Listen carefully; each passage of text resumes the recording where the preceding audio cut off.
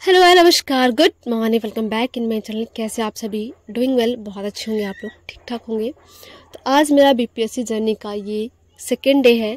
Second day कहना बहुत गलत है, बिकॉज 4 से 5 दिन पहले हमने एक 60 डेज की प्रॉपर बीपीएससी जर्नी को स्टार्ट किया था। तो 2-3 दिन मैंने वीडियो अपलोड नहीं किया क्योंकि मेरी इस बीच तबीयत ठीक नहीं थी और मैं प्रॉपर तरीके से वीडियो नहीं बना पा रही थी। हालांकि मैं पढ़ रही थी, 40 मिनट पढ़ रही थी, फिर कभी सेकेंड स्लॉट पढ़ रही थी। तो मैंने इस तरीके से अपने जो 4 से 5 दिन थे वो गुजारे हैं। सबसे पहले हम बिना टाइम वेस्ट किए कुछ मेन टॉपिक पर आते हैं कि हमारा टॉपिक ये है कि हमें कैसे पढ़ना है चीज़ों को। तो देखिए, सबसे पहले मैं बात करती हूँ मैथ की। बाबा रे, मुझे मैथ से बहुत डर लगता है लिटरली, लेकिन मैं मैथ को कवर कर रही हूँ। हालांकि उसके बिना पेपर एग्जाम क्रैक करना बहुत मुश्किल है, तो मैथ को पढ़ना मस्ट है। और मैं पहले मैथ को इसलिए पढ़ रही हूँ क्योंकि मेरी 20 तारीख के बाद से स्कूल ओपन हो जाने हैं, तो वहाँ पर मैं चीज़ों को बैलेंस नहीं कर पाऊंगी। तो मुझे मैथ पढ़ना है और मैथ को कवर कर रही हूँ। इसके बाद हमें सबसे पहले पढ़ना है NCERT किसी भी सब्जेक्ट की। तो आपको मैं सब्जेक्ट वाइज बता देती हूँ। सबसे पहले जैसे कि आपको साइंस, कोई भी सब्जेक्ट साइंस को पढ़ना है, तो मेरा साइंस पोर्शन अच्छा है, ठीक ठाक है। मैं बहुत कहूँगी बहुत अच्छा है, वो मैं कहना गलत है, ठीक है, चीज़ें अच्छी हैं, चीज़ों को हैंडल कर लेती हूँ। और साइंस जो है 10th क्लास की एज इट इज क्वेश्चन आए हैं, मैंने क्वेश्चन पेपर भी देखा है। और आपके पास क्वेश्चन पेपर नहीं है तो आप गूगल से सर्च कर लीजिएगा, वहाँ पर मिल जाएगा। लेकिन अगर आपके पास है, आपके आसपास कोई है, तो आप वहाँ से ले लीजिएगा, क्योंकि हमें ना ऑफलाइन पेपर देना है, तो हमें ऑफलाइन चीज़ें हल करनी आनी चाहिए। और NCERT आपको ऐसे पढ़ना है, ऐसे पढ़ना है कि आपको एक लाइन पता होनी चाहिए। आप जब आंख बंद करो तो आपको पता होनी चाहिए कि वो लाइन कहाँ लिखी थी, ऊपर लिखी थी या नीचे लिखी थी। ऐसी चीज़ें पढ़नी है आपको। और वहाँ से जो एक एक क्वेश्चन है, जो हमें रहता है कि अरे ये क्वेश्चन कहाँ से आ गया, तो वहाँ से एक एक क्वेश्चन भी आपको नोट डाउन करते चलना है।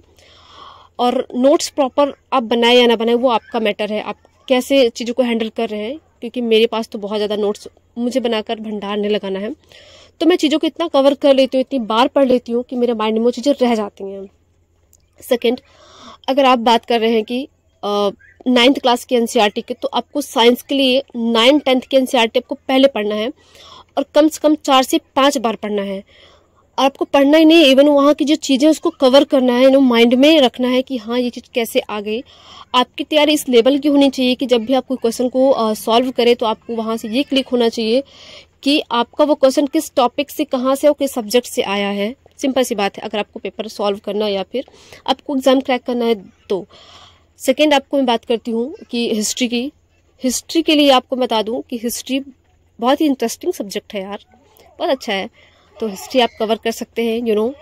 10th क्लास की NCERT, जो जलियांवाला बाग कांड, जो भी INM है, या 8th क्लास की NCERT से, या मैं NCERT छोड़ो, मैं कहूँ आपके पास एक परीक्षा वाली बुक हो, अगर आपके पास नहीं है तो आप वहाँ से ले लीजिए। बहुत ही घुमा फिरा क्वेश्चन तो नहीं पूछे गए थे, सीधे से क्वेश्चन पूछे गए थे, तो वहाँ से आप कर सकते हैं। या सिंपल सी बात, लूसेंट ले लो यार, बहुत अच्छा है।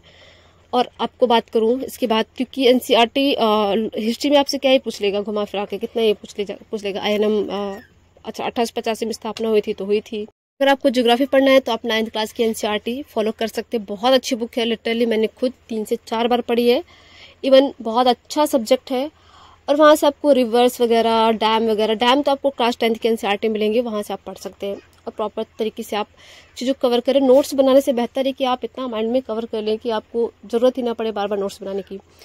एंड सेकेंड में बात करती हूँ जो भी अगेन है, अगर मैं बात करूँ कि आपको EVS, तो आपको वहीं से मिल जाएगा NCERT से, या फिर आप 12th क्लास की NCERT जो 4 चैप्टर्स बाद के हैं, वहाँ से आप पढ़ लीजिए। इसके बाद अगर मैं बात करती हूँ बिहार स्पेशल की, तो बिहार स्पेशल के लिए आप कोई भी वीडियो देख लीजिए। आप यूट्यूब में सचिन एकेडमी का है, या फिर आपका है आई जो ऑफिसर एकेडमी, वहाँ से आप फॉलो कर सकते हैं।